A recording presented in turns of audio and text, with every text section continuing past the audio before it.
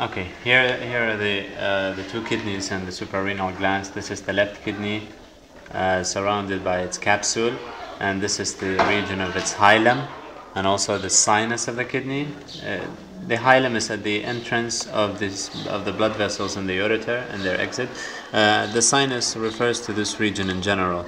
Above the kidney there is the suprarenal or adrenal gland. The same on the right side, but here we have a dissected kidney to view its internal composition or internal structure. So, of course, the outer part of the kidney is the cortex, and the inner one is the medulla. In the medulla we have the medullary pyramids or renal pyramids with their bases facing laterally and their apices facing medially towards the hilum. At the tip of the apex of each pyramid you have a papilla.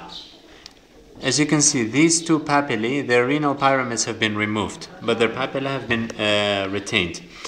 From the papilla you have the minor calyces. So this is a minor calyx. This is another one. Okay. This is a minor calyx. This is another, and so on. The minor calyces join to form the major calyces. Okay? So for example, here is a major calyx, and similarly, yes, the others are not really visible. So the major calyces form the renal pelvis. The major calyces form the renal pelvis, and from the renal pelvis you have the ureter. This is the right ureter, and the same on the left ureter. So this is the renal pelvis here. Okay. Regarding the blood supply, of course they are supplied by the renal arteries. Here we can see the right renal artery divided into lobar branches. These are lobar branches. These lobar branches give rise to interlobar branches, as you can see, until they get to the base of the pyramids where they form the arcuate arteries. These are the interlobar, then you have arcuate. From the arcuate you have interlobular. You can see this is an interlobular artery. If you get it closer a little bit, this is one, this is another, and so on. From the arcuate arteries you have the interlobular arteries. And regarding the venous drainage, this is the renal vein. Of course, the left one is longer. Embryologically, it's formed by anastomosis of the two subcardinal veins, and of course, logically, the inferior vena cava is located on the right, so it has to be longer. And you can see that along with the renal vein, it also receives the suprarenal vein, the branch from the suprarenal gland.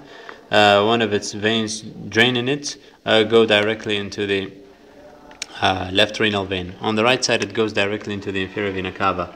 And by the way, from the pyramids you have these medullary rays, okay, these lines. And we can also see another vein here. This is the gonadal vein going with the ureter, okay, and this is the gonadal artery, and meaning it's either testicular or ovarian depending on the gender. And here this is the right gonadal artery and right gonadal vein. Some other structures that we didn't take in this lecture, but as far as I can remember, this is the psoas muscle. Okay, this is also important, and it is supplied by the lumbar plexus.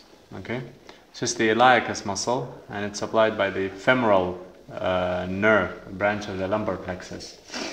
They are both going to the lesser trochanter, I believe. Yes, lesser trochanter of the femur. Back here we also have, I think this is quadratus lumborum. It's also supplied by the lumbar plexus. And this is the aponeurosis of origin of the transversus abdominis. Okay? Here this is the diaphragm, the muscular ingrowth, and the central tendon. This is the hiatus of the aorta. This is the celiac trunk. And an interesting observation, this is the superior mesenteric artery, and the left renal vein passes in front of the aorta directly beneath the superior mesenteric artery, the origin of it. And here is the origin of the inferior mesenteric artery at about the level of L3. This is celiac truncus T12, directly at the hiatus. This is L1. And the renal arteries are supposed to be at L2, then the gonadal between L2 and L3, and this is L3. Okay.